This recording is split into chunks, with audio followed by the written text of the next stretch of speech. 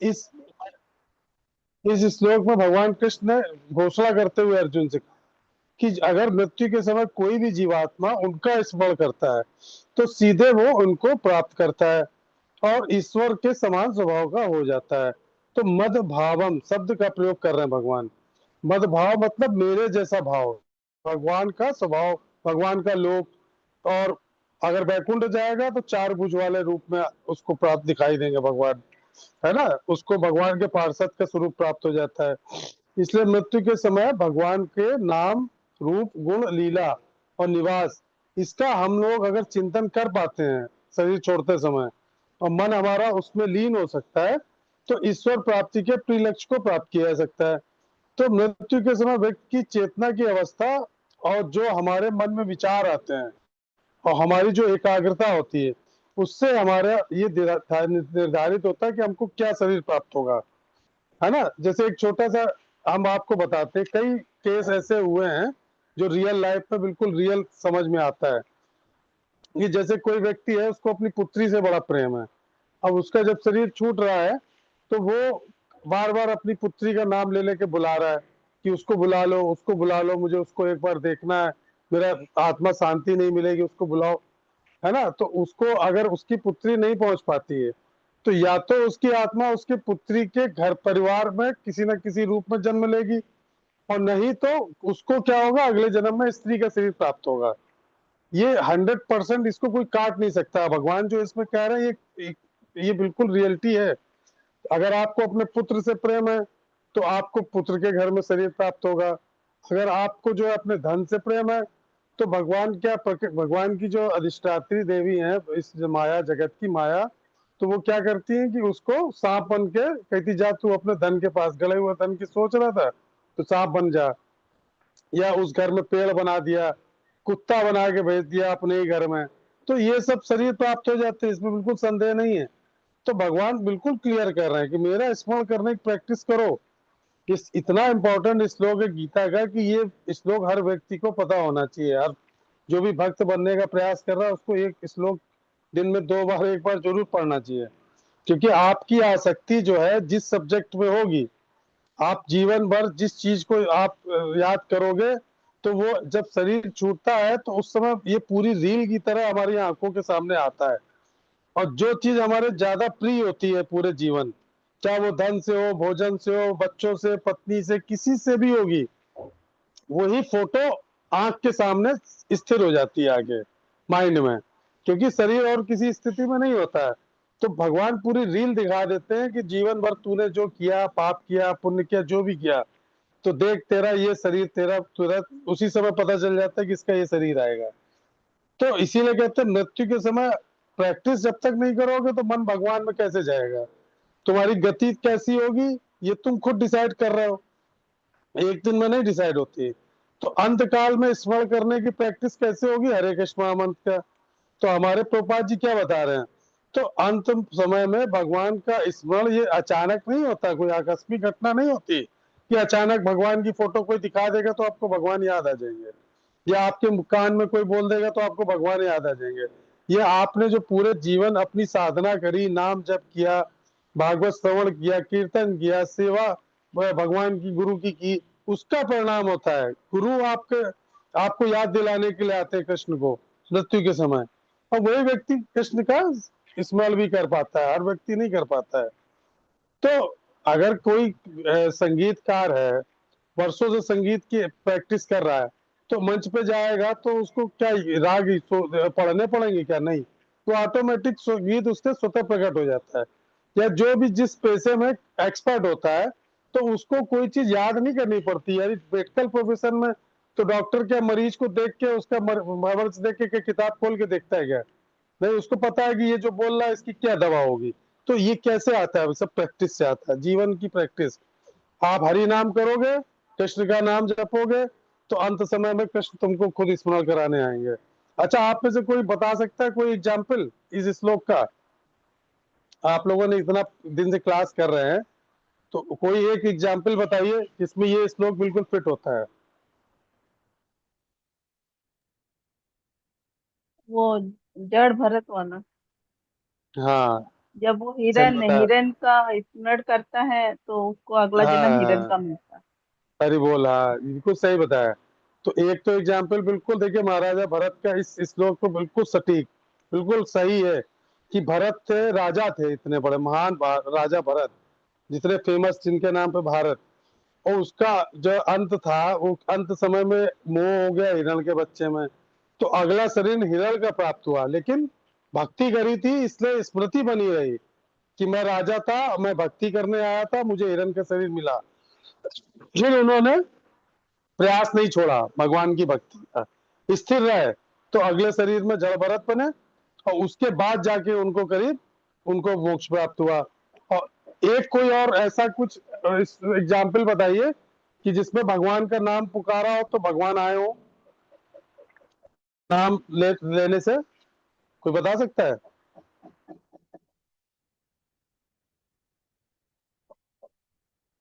आप लोगों ने मृत्यु की पराजय बुक पढ़ी है, अजामिल की? कथा तो सुनी होगी अजामिल की। जी प्रभु जी। हाँ, तो अजामिल की कथा में देखिए क्या था, कि वो था पापी, दुष्ट था, राक्षस प्रवृत्ति का, लेकिन संतों के कहने से उसने अपने पुत्र का नाम नारायण रखा। और आखिर समय जब यमदूत उसको नरक ले जाने के लिए आए, तो उसने अपने पुत्र को चिल्लाया, नारायण बचाओ, नारायण बचाओ। लेकिन भगवान के नाम में इतनी शक्ति होती है, तो उन्होंने क्या किया, भगवान विष्णु ने अपने दूत भेज दिए उसको बचाने के लिए। तो यमराज के दूतों ने पूछा कि ये इतना पापी आदमी है, इतनी हत्याएं करी इसने, चोरी चकारी लूटपाट सब की, तो क्यों बचाने आए आप लोग इसको? तो भगवान ने ये कहा, भगवान के दूतों ने ये कहा उनसे कि इसने तो जब भक्ति नहीं की, केवल नारायण का नाम पुकारा, क्योंकि नारायण का नाम, आज से नारायण का नाम नारायण थोड़ी ना है, इसने तो बाद में नारायण के नाम पे अपने बच्चे का नाम नारायण रखा। तो अगर ये नारायण को पुकारता तो हम थोड़ी ना आते, नारायण स्वयं आते हैं इसको बचाने। तो ये इतनी भगवान के नाम में शक्ति होती है। तो मृत्यु क्या है, हमारे जीवन की परीक्षा, ठीक है। और अगर आप हरे कृष्ण का उच्चारण करते हुए शरीर त्यागते हैं, अभी हमारे इस्कॉन में ही एक घटना हुई है पंजाब में, उसमें एकादशी के दिन, और हमारे एक भक्त ने हरे नाम करते हुए, संकीर्तन करते हुए, और अपना शरीर छोड़ा है एकादशी के दिन, कीर्तन करते हुए, मुंह से हरे कृष्ण बोलते हुए, हाथ में जप माला, गले में तुलसी और शरीर में तिलक। आप सोचो, ऐसी मृत्यु अगर आए तो वो व्यक्ति बिल्कुल भी संशय नहीं कि भगवान के धाम जाएगा, क्योंकि उसका जीवन कृष्ण स्मरण में बीता, मुंह से उच्चारण करता हुआ। तो अंत समय में सहज रूप से जो दिन भर मुंह से आपके जब नाम निकलता है, हरे कृष्ण कृष्ण कृष्ण हरे हरे, हरे राम राम राम हरे। तो ये अंतिम परीक्षा में जब हम प्रैक्टिस करते हैं, तो अंतिम परीक्षा में सब याद आ जाता है। अंत समय में जो स्मरण होगा उसी से अगली गति होगी। तो भगवान कृष्ण का स्मरण करने के लिए, उनका मुंह से नाम निकलने के लिए भक्ति में प्रयास, अभ्यास, प्रैक्टिस, प्रैक्टिस बहुत जरूरी है। नियमित जप करना, नियमित प्रतिदिन नागा नहीं, कीर्तन करना, शास्त्र अध्ययन, सेवा, अंतकाल के स्मरण की तैयारी है। और जैसा जीवन वैसा अंतकाल, और जैसा अंतकाल वैसी अगली प्राप्ति। इसलिए बुद्धिमान व्यक्ति क्या करता, कभी भी कृष्ण का नाम, रूप, गुण, लीला का स्मरण छोड़ता नहीं है, ताकि अंत समय में भगवान का स्मरण करके उसको दिव्य धाम प्राप्त हो सके। बस यही चीज इस श्लोक में हमको मेन पकड़नी है। ठीक है, समझ में आ गया सबको? अब अगला श्लोक हम लोग लेंगे, छठा, सिक्स, हरे कौन कृष्ण माता। पढ़ेगा? हरे कृष्ण प्रभु। जी पढ़िए माता जी। यम यम वापि स्मरन् भावं भजन् भजन्ते कलेवरं तं तमेवैति कौन्तेय सदा तद् भाव भावत्या भाविता। हे कुंती पुत्र, शरीर त्यागते समय मनुष्य जिस जिस भाव का स्मरण करता है वह उस भाव को निश्चित रूप से प्राप्त होता है। तात्पर्य शिला प्रभुपाद के द्वारा, शिला प्रभुपाद की जय। यहाँ पर मृत्यु के समय अपना स्वभाव बदलने की विधि का वर्णन है। जो व्यक्ति अंत समय कृष्ण का चिंतन करते हुए शरीर त्याग करता है उसे परमेश्वर का दिव्य स्वभाव प्राप्त होता है। किंतु यह सत्य नहीं है कि यदि कोई मृत्यु के समय कृष्ण के अतिरिक्त और कुछ सोचता है तो उसे भी दिव्य अवस्था प्राप्त होती है। हमें इस बात पर विशेष ध्यान देना चाहिए तो फिर कोई मन मन की सही अवस्था में किस प्रकार मरे। महापुरुष होते हुए भी महाराज भरत ने मृत्यु के समय एक हिरण का चिंतन किया। अतः अगले जीवन में हिरण के शरीर में उनका देहांतर हुआ। यद्यपि हिरण के रूप में उन्हें अपने विगत कर्मों की स्मृति थी, किंतु उन्हें पशु शरीर धारण करना ही पड़ा। निस्संदेह मनुष्य के जीवन भर के विचार संचित होकर मृत्यु के समय के विचारों को प्रभावित करते हैं। अतः इस जीवन से उसका अगल अगला जीवन बनता है। अगर कोई इस जीवन में सतोगुणी होता है और निरंतर कृष्ण का चिंतन करता है, तो संभावना यही है कि मृत्यु के समय उसे कृष्ण का स्मरण बना रहे। इससे उसे कृष्ण के दिव्य स्वभाव को प्राप्त करने में सहायता मिलेगी। यदि कोई दिव्य रूप में से कृष्ण की सेवा में लीन रहता है, तो उसका अगला जीवन दिव्य आध्यात्मिक ही होगा, भौतिक नहीं। अतः जीवन के अंत समय अपने स्वभाव को सफलता पूर्वक बदलने के लिए हरे कृष्ण कृष्ण कृष्ण हरे हरे, हरे राम राम राम हरे हरे का जप करना सर्वश्रेष्ठ विधि है। हरे कृष्ण। हाँ देखिए, पांचवें पार्ट का नेक्स्ट पांचवें श्लोक का आगे का पार्ट है ये, मतलब दोनों श्लोक एक साथ भी पढ़े जा सकते हैं। तो देखिए, पांचवें श्लोक में उन्होंने भगवान ने बताया कि अगर मृत्यु के समय मेरा स्मरण करोगे तो मेरा जैसा धाम या मेरे जैसा शरीर तुमको प्राप्त हो जाएगा, है ना, निश्चित रूप से तुम मेरे को प्राप्त करोगे। और इसमें भगवान क्या बता रहे हैं कि अगर शरीर त्यागते समय तुम जिस भाव का स्मरण करोगे उस भाव का निश्चित रूप से प्राप्त होगा। जैसे हमने बताया था ना कि अगर पुत्री का स्मरण करोगे तो या तो स्त्री शरीर प्राप्त होगा, है, या पुत्री के घर में जन्म लोगे, या पुत्र का अगर मोह करोगे तो वैसे ही प्राप्त होगा शरीर। तो इसीलिए कहते हैं ना, धीरे धीरे हमको भक्ति के माध्यम से आसक्तियां कम करनी है अपनी इस जगत से, है ना, क्योंकि ये सब नश्वर हैं। और हमको स्मरण किसका करना है? भगवान का। तो प्रभुपाद जी क्या बताते हैं, ये बिल्कुल अत्यंत महत्वपूर्ण आध्यात्मिक सिद्धांत भगवान हमको अपना एक राज बता रहे हैं कि मृत्यु के समय का स्मरण हमारा अगले जीवन की दिशा निर्धारित करता है। तो यहाँ केवल अंतिम क्षण की बात नहीं है, भगवान क्या कह रहे हैं, सदा तद भाव भाविता, मतलब खाली ये नहीं कि अंत समय में किसी चीज का स्मरण कर ले रहा है। सदा तदभाव भावता का मतलब जो व्यक्ति पूरे जीवन जिस भाव में रहता है, तो मृत्यु के समय वो भाव अचानक अपने आप आ जाएगा, उसको लाना नहीं पड़ता सामने, है ना। तो जैसे कोई कंजूस सेठ होता है या कोई धन को बहुत ज्यादा महत्व देता है, हर समय धन धन धन गाड़ के रखे धन, अब अंत समय जब जवान चली गई, मुंह से आवाज नहीं निकल रही, अब वो बताना चाहता है कि मैंने वहां धन गाड़ रखा है, लेकिन मुंह से बोल भी नहीं रहा है। तो क्या करते हैं भगवान, अब आवाज ही नहीं निकल रही, तो वो धन धन करता हुआ जाएगा, तो वो सांप बन के उसी धन के पास घूमता रहेगा, वही भटकेगी उसकी आत्मा। तो इसी प्रकार ना, जिस भाव का आप स्मरण करोगे, आप धन को, परिवार को महत्व दे रहे हो, पद को दे रहे हो, प्रतिष्ठा को दे रहे हो, इंद्रिय सुख में मन लगा रहे हो, तो अंत समय में क्या आएगा, है ना। जैसे बहुत से बुजुर्ग व्यक्ति ऐसे होते हैं कि पूरे जीवन चटोरे रहते हैं, तो आखिरी समय 72 74 75 साल में जब शरीर छूटने का नंबर आ जाता है ना, तो उनसे पूछा जाता है, मेरे एक पेशेंट का हम आपको किस्सा बता रहे हैं कि वो माता जी का शरीर छूटने वाला था, और उनसे पूछा उनकी बहू ने कि अम्मा बताओ तुमको क्या पसंद है, क्या खिला दे तुमको।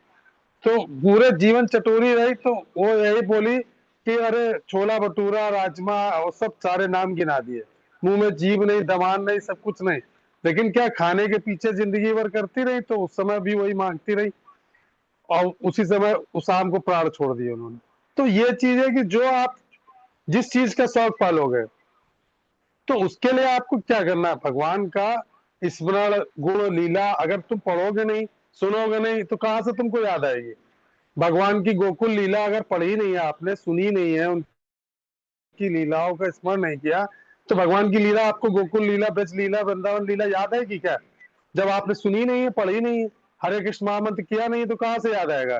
तो अंतिम समय की तैयारी नहीं, बल्कि पूरे जीवन का प्रैक्टिस करनी है आपको। तो प्रपात जी यही चीज बता रहे हैं, मृत्यु कोई संयोग नहीं है। मृत्यु के समय आपका मन जिस स्टेज पे होगा, जिस स्थिति में होगा, वही मन आपको अगले शरीर पे लेके जाएगा। कुत्ता बिल्ली पेड़ बनोगे क्या बनोगे वो सब फिक्स हो जाता है। तो अंत समय में कृष्ण का करके भगवान के धाम को आप प्राप्त कर सकते हो। इसलिए आपको जप करना, कीर्तन करना, भागवत श्रवण करना, भक्तों का संग, ये सेवा का उद्देश्य जो बताया जाता है वो धार्मिक कर्म के लिए नहीं बताया जाता है, बल्कि आपके मन को कृष्ण में स्थिर करने के लिए आया जाता है। तो यहाँ पे ये जड़ भरत वाली कथा बिल्कुल फिक्स है, हिरण के शरीर वाली, है ना। अब एक जैसे कोई बिजनेसमैन है, वो केवल दिन रात business, profit loss, share market, bank balance, ये पेमेंट वो पेमेंट, दिन भर बात करेगा तो वही उसकी आदत बन जाएगा। तो आपके साथ भी 10 मिनट आप बात करने के लिए खड़े होगे तो फोन पे ही लगा रहेगा, अरे इतना माल भिजवा दो, ये कर दो, वो कर दो, ये कर दो, फोन पे दिन भर। वैसी आदत बन जाती है। उसी तरह जो दो भक्त होते हैं, देखिए कहीं भी रहेंगे 24 घंटे भी खड़े नहीं रहेंगे तो आप कुछ भी बात बात करते रहो, वो जब चलता रहेगा उनका। भले उनका मन हरिनाम में लगा, आप क्या बोल रहे हो उनको सुनाई नहीं देगा, वो आपकी बात को सुनते ही नहीं, उससे भगवान की चर्चा करोगे तभी सुनेगा। ये एक भक्त की पहचान होती है कि भक्त जो है प्रजल्प में अपना समय बर्बाद नहीं करते हैं, व्यर्थ की बातों में नहीं करते हैं। उनको एक एक समय कीमती लगता है।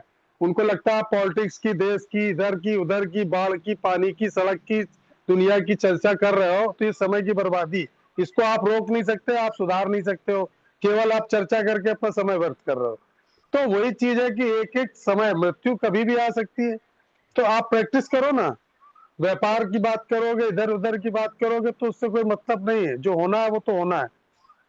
हमको क्या करना है, प्रतिदिन हरिनाम करना, भगवान कृष्ण का कम से कम दिन में 1 घंटा स्मरण जरूर करना, है ना। हफ्ते में कम से कम हम लोग 3 बार करते हैं, नहीं तो भागवत घर पे भी, और गीता कम से कम 10 मिनट जरूर पढ़नी चाहिए।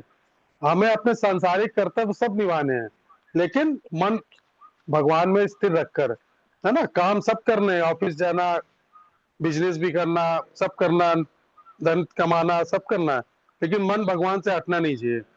तो ऐसा जीवन जीना है कि अंतिम समय भगवान का नाम हमको अपने आप आने लगे। तो इस श्लोक में इंपॉर्टेंट बात क्या, कि मृत्यु के समय का स्मरण पूरे जीवन की साधना का परिणाम होता है ना। ये अभी से अगर आप अपने मन को कृष्ण में लगाओगे, हरिनाम में लगाओगे, तो ये आपके जीवन की बहुत बड़ी सफलता है। और मृत्यु आपका भय भी खत्म हो जाता है, और भगवान स्वतः शरीर छोड़ते समय आपको अपनी याद दिला देते हैं। हरे कृष्ण। 7वां श्लोक कौन पढ़ेगा? हरे कृष्ण। जी प्रभु जी, हरे कृष्ण। हाँ जी, पढ़िए, कौन पढ़ रहा है? तस्मात् सर्वेषु कालेषु मामनुष्ययुध्य च मय्यार्पित मनोबुद्धिर्मामेव वैश्य संशया। अतएव हे अर्जुन, तुम्हें सदैव कृष्ण रूप में मेरा चिंतन करना चाहिए और साथ ही युद्ध करने के कर्तव्य को भी पूरा करना चाहिए। अपने कर्मों को मुझे समर्पित करके तथा अपने मन एवं बुद्धि को मुझ में स्थित करके तुम निश्चित रूप से मुझे प्राप्त कर सकोगे। तात्पर्य शिव प्रपाद द्वारा। शिव प्रपाद जी की जय। अर्जुन को दिया गया ये उपदेश भौतिक कार्यों में व्यस्त रहने वाले समस्त व्यक्तियों के लिए बड़ा महत्वपूर्ण है। भगवान ये नहीं कहते कि कोई अपने कर्तव्यों को त्याग दे। मनुष्य उन्हें करते हुए साथ साथ हरे कृष्ण का जप करके कृष्ण का चिंतन कर सकता है।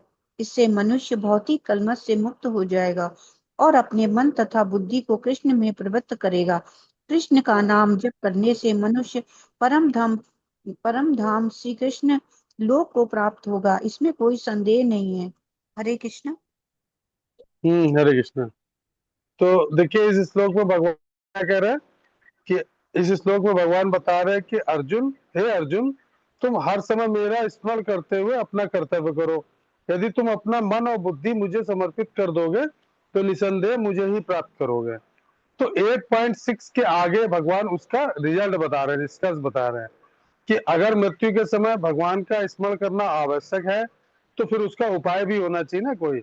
तो भगवान इस श्लोक में क्या बता रहे, सर्वेषु कालेषु मामुन स्मर, अर्थात केवल मंदिर में जप के समय या पूजा के समय ही नहीं, भगवान क्या कह रहे हैं, हर समय मेरा स्मरण करो। तो हमारे गौड़ी वैष्णव आचार्य क्या बताते हैं प्रभुपाद जी, की भक्ति संसार छोड़ने का नाम नहीं, बल्कि संसार में रहते हुए भी मन को कृष्ण से जोड़ने का नाम है। तो इसलिए भगवान अर्जुन से ये नहीं कह रहे हैं तुम युद्ध छोड़ दो, बल्कि कर्म छोड़ दो। भगवान उससे कह रहे हैं युद्ध च, युद्ध भी करो और मेरा अच्छा स्मरण भी करो। तो दोनों चीज करनी पड़ेगी तुमको। यानी अपना कर्तव्य भगवान की प्रसन्नता के लिए जो व्यक्ति करता है, उसी को ही भक्ति योग गीता में भगवान ने बोला है। तो हमको क्या करना, भक्ति योग, है ना। तो वही चीज हमने बताई ना कि आप ऑफिस जाओ, काम करो, दुकान में बैठो, सब कुछ करो, लेकिन कृष्ण का नाम कर, चिंतन करते हुए, नाम करते हुए, हरि नाम करते हुए। तो जब हम ये करेंगे कब हो पाएगा, प्रैक्टिस से हो पाएगा, है ना। तो प्रभुपाद जी क्या बता रहे हैं कि कृष्ण भावना मर्थ का अर्थ ये नहीं होता कि आप संसार छोड़ के जंगल चले जाओ, तपस्या करने लगो, घर बार छोड़ दो, दुनियादारी छोड़ दो, रिश्तेदारी छोड़ दो। नहीं, स्टूडेंट को पढ़ाई भी करनी है, हर नाम भी करना है। बिजनेसमैन को बिजनेस भी करना है और हर नाम भी करना। गृहस्थ को परिवार का पालन भी करना है, घर के काम भी करने हैं, लेकिन हर नाम भी करना। तो हर कार्य को भगवान की सेवा समझकर हमको करना है। तभी हमारी मन और बुद्धि, ये दोनों जो है भगवान में लगेगी, नहीं तो नहीं लग पाएगी। तो हमारा जीवन, हमारा जो घर का वातावरण है, सब क्या होगा, भक्तिमय हो जाएगा। अब छोटा सा एग्जाम्पल देखिए, माँ है, उसका एक छोटा बच्चा है 8 महीने का। अब उसको घर के काम करने हैं, रसोई भी करनी है, सफाई, कपड़े धोने, सब करने हैं उसको। अब वो दिन भर बच्चे को लेके बैठी रहे गोदी में, तो क्या घर का काम हो पाएगा क्या। और वो किसी को दे भी नहीं सकती, छोटे बच्चे को भरोसा करके कि कोई गिरा दे, कुछ कर दे। तो वो क्या करती है, बच्चे को अपने पास बैठा लेगी, किचन में खाना बनाएगी, बच्चे पे निगाह रखेगी, मन उसका बच्चे में लगा क्या कर रहा है। जैसे आंखें भगवान ने उसको पीछे भी दे दी हूँ, है ना। सफाई करेगी, कपड़े धो रही, लेकिन मन उसका बच्चे में लगा हुआ है, देख रही बच्चे को, काम सब कर रही है। तो उसका मन एक सेकंड भी बच्चे से नहीं हटा कि बच्चे को कुछ हो ना जाए, कहीं वो गिर ना जाए, बाल्टी में ना गिर जाए, कुछ ना हो जाए। तो वही चीज हमको भगवान प्रभुपाद जी क्या बता रहे हैं कि एक भक्त को संसार के सारे इंपॉर्टेंट काम करने हैं, लेकिन उसका मन क्या रहना चाहिए, कृष्ण में स्थित रहना चाहिए। इसीलिए इसमें बोल रहे हैं भगवान क्या, मामनु स्मर, है ना। तो कुरुक्षेत्र में अर्जुन क्या थे, एक योद्धा थे, छत्री। लेकिन उन्होंने युद्ध से भाग कर जंगल नहीं गए, है ना। मना, भगवान ने उनको आदेश दिया कि धर्म की रक्षा के लिए युद्ध करो, हर कार्य मेरे लिए करो। तो अर्जुन ने भगवान की आज्ञा का पालन किया, युद्ध किया। तो अर्जुन के लिए भक्ति योग हो गया, मतलब युद्ध भी हो गया, विजय भी हुई, भक्ति भी।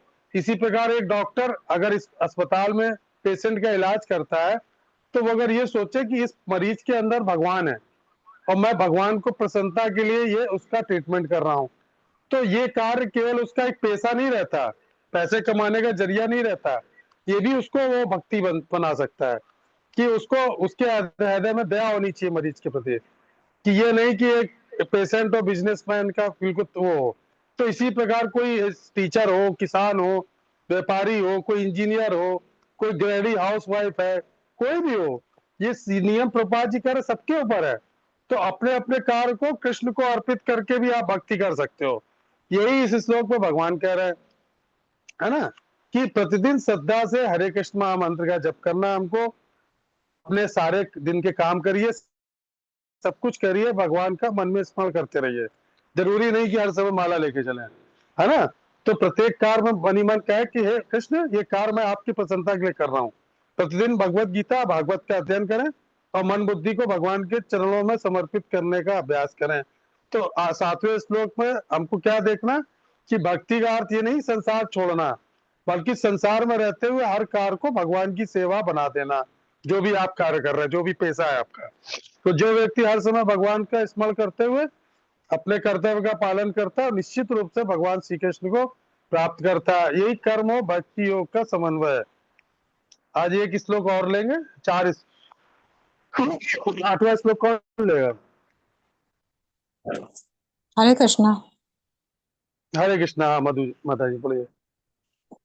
अभ्यास योग युक्तेन चेतसा न गामिना परमं पुरुषम दिव्यम याति पार्थानुचिंतयन्तम्। हे पार्थ, जो व्यक्ति मेरा स्मरण करने में अपना मन निरंतर लगाए रखकर अविचलित भाव से भगवान के रूप में मेरा ध्यान करता है, वह मुझको अवश्य ही प्राप्त होता है। तात्पर्य: इस श्लोक में भगवान कृष्ण अपने स्मरण किए जाने की महत्ता पर बल देते हैं। महामंत्र हरे कृष्ण का जप करने से मनुष्य कृष्ण की स्मृति हो जाती है। भगवान भगवान के शब्दोच्चार ध्वन के जप तथा श्रवण के अभ्यास से मनुष्य के कान, जीभ तथा मन व्यस्त रहते हैं। इस ध्यान का अभ्यास अत्यंत सुगम है और इससे परमेश्वर को प्राप्त करने में सहायता मिलती है। पुरुषम का अर्थ भोक्ता है। यद्यपि सारे जीव भगवान की तटस्था शक्ति है, किंतु वे भौतिक कल्पना से युक्त हैं। वे स्वयं को भोक्ता मानते हैं, जबकि वे होते नहीं हैं। यहाँ पर स्पष्ट उल्लेख है कि भगवान ही अपने विभिन्न स्वरूपों का नारायण, वासुदेव आदि श्वासों के रूप में परम भोक्ता है। भक्त हरे कृष्ण का जप करके अपनी पूजा के लक्ष्य परमेश्वर का, उनके किसी का रूप, नारायण, कृष्ण, राम आदि का निरंतर चिंतन कर सकता है। ऐसा करने से वह शुद्ध हो जाता है और निरंतर जप करते रहने से जीवन के अंत में वह भगवत धाम को जाता है। योग अंतःकरण के परमात्मा का ध्यान है। इसी प्रकार हरे कृष्ण के जप द्वारा मनुष्य अपने मन को परमेश्वर में स्थिर करता है। मन चंचल है, अतः आवश्यक है कि मन को बलपूर्वक कृष्ण चिंतन में लगाया जाए। प्रायः उस एक प्रकार के कीट का दृष्टांत दिया जाता है जो तितली बनना चाहता है, वह इसी जीवन में तितली बन जाता है। इसी प्रकार यदि हम निरंतर कृष्ण का चिंतन करते रहें तो यह निश्चित है कि हम जीवन के अंत में कृष्ण जैसा शरीर प्राप्त कर सकेंगे। हरे कृष्णा। हरे कृष्णा। तो देखिए इस श्लोक में भगवान क्या बता रहे हैं, हे पार्थ, जो मनुष्य अभ्यास योग द्वारा अपने मन को निरंतर भगवान में स्थिर करता है, जिसका मन अन्य विषयों की ओर नहीं भटकता, तो वह निरंतर भगवान के दिव्य स्वरूप का चिंतन करते हुए अंत में परम पुरुष श्री कृष्ण को प्राप्त करता है ना। तो पिछले श्लोक में क्या बताया था भगवान ने, 7वें श्लोक में, कि भगवान ने आदेश दिया था कि माम अनुस्मर युद्ध चाह, कि मेरा स्मरण करते हुए अपना कर्तव्य करो। और इस श्लोक में भगवान क्या बता रहे हैं कि ऐसा स्मरण कैसे संभव होगा। तो ये जो स्मरण हम लोग करते हैं ये एक दिन के प्रयास से नहीं होता। वही चीज भगवान में इसने क्या, अभ्यास योगेन, यानी आपको क्या करना पड़ेगा, प्रैक्टिस, निरंतर अभ्यास करना पड़ेगा। अभ्यास करना करेगा कैसे, आप प्रतिदिन हरि नाम जप करना, वैष्णव संग करना, दिन भर भगवान को याद करने का प्रयास करना, भगवान की जो चित्र है उनको अपने मन में स्थापित करना, देखने का प्रयास करना। तो धीरे धीरे मन हमारा संसार से हटकर भगवान में स्थित हो जाएगा। फिर क्या होगा, नान्य यामिन चेतसा, यानी मन फिर आपका इधर उधर नहीं भागेगा, क्योंकि मन का देखिए स्वभाव बहुत चंचल होता है। तो इंद्रियां हमारी इतनी चंचल हैं कि अगर उसको भगवान में नहीं लगाया तो क्या होगा, संसार में लगेगा, धन में लगेगा, टीवी में लगेगा, मनोरंजन में लगेगा, परिवार में लगेगा, नाच गाने में लगेगा, गाने सुनने में, मोबाइल में, रील चलाने में, अपना इंटरटेनमेंट ढूंढेगा, इंद्रिय सुख ढूंढेगा, जहां उसको अच्छा लगेगा वहीं भागेगा। तो उसको प्रैक्टिस से हमको लगाना है किसमें, भगवान में। तो यही चीज में बताया कि परम पुरुषम दिव्यम, इसका मतलब किस में लगाना है, भगवान कृष्ण में लगाना है, निराकार ब्रह्म में नहीं लगाना है, भगवान में लगाना है, क्योंकि सच्चिदानंद विग्रह है, दिव्य व्यक्तित्व वाले हैं। तो इस प्रकार जो व्यक्ति प्रतिदिन भगवान का नाम जपता है, अंत में भगवान का स्मरण उसको प्राप्त स्वाभाविक रूप से हो जाता है। तो ये लगभग 4 श्लोक उसी तरह से है। देखिए आजकल लोग क्या है, सुबह उठे और उनका क्या, चाय पिलाओ, अखबार लेके आओ, बाहर बैठ गए जाके, तो उनको दिन भर की न्यूज देखने की क्या हुआ पूरी देश दुनिया में, कहा कितने हत्या हुई, कौन मरा, कहा क्या हुआ। तो वो अखबार की ऐसी उसको प्रैक्टिस हो जाती कि बिना अखबार के अगर एक दिन भी ना मिले तो उसका मन बेचैन रहेगा कि आज पेपर नहीं आया, पेपर नहीं आया, तुम्हारे यहाँ आया क्या, मेरे यहाँ नहीं आया, दिन भर पेपर पेपर ढूंढता रहेगा। जो लोग न्यूज देखने के आदी हो जाते हैं उनको न्यूज में ही मन लगता है, कहीं भी उनको कुछ भी होगा चैनल लगाओगे सीधे न्यूज में पहुंच जाएंगे। शेयर मार्केट वाला आदमी शेयर मार्केट पर दिन भर घुसा रहेगा, हर 5 मिनट पे ऊपर नीचे मार्केट, नीचे ऊपर। जिसको रील देखने की आदत हो जाती है दिन भर रील देखता रहता है ना। तो वही चीज है कि जैसा आप प्रयास करते हो वैसे ही आपका मन लग जाता है। तो भगवान की पूजा में कहाँ से मन लगेगा, तो धीरे धीरे जब अभ्यास करोगे तब आपका मन भक्ति करेगा। तो इसीलिए रोज नियमित 16 माला, भगवत गीता भागवत का 1 घंटा अध्ययन, वैष्णव का संग, वो कब होगा, जब आप मंदिर जाओगे, है ना। सेवा को जीवन का अंग बनाए और दिन भर आप भगवान का अंतर करें, और सोने और जागने से पहले भगवान का एक बार शुक्रिया जरूर अदा करें कि हे प्रभु, आपने हमको ये शरीर दिया, इसलिए आपका बहुत बहुत धन्यवाद। अंत समय सोते समय जरूर उनको याद करके सोइए। ठीक है। हरे कृष्णा। तो आज हम लोगों ने 4 श्लोक कवर किए हैं, 8 तक है ना, 5 6 7 8। ठीक है, कोई प्रश्न तो नहीं किसी का?